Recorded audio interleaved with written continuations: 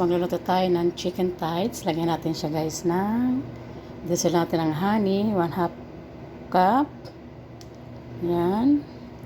Next natin guys yung garlic.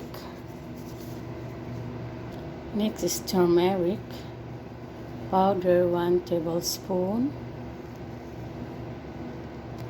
Drizzle natin guys ng soy sauce. Yan. Tansya-tansya na lang guys sa ating soy sauce. 1/4 cup. Tama na.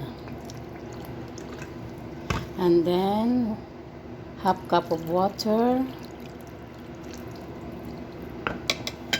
Lagyan natin guys ng salt. Okay. Next, onion powder.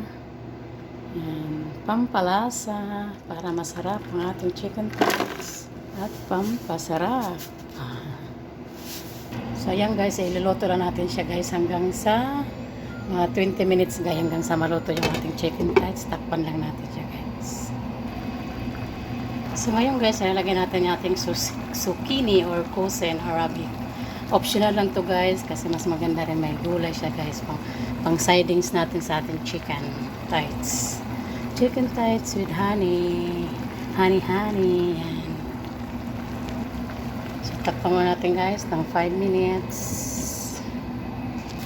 It's cooked na guys our chicken thighs. Ngayon guys, tatapi nga sa atin siya na parsley leaves or bakdunis. Para maganda yung ating chicken thighs. Para yummy at masarap. Saka natin siya guys tapingan ng zucchini or kusa in Arabic.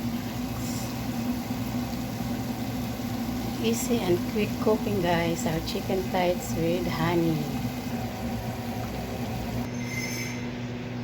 Ready to serve.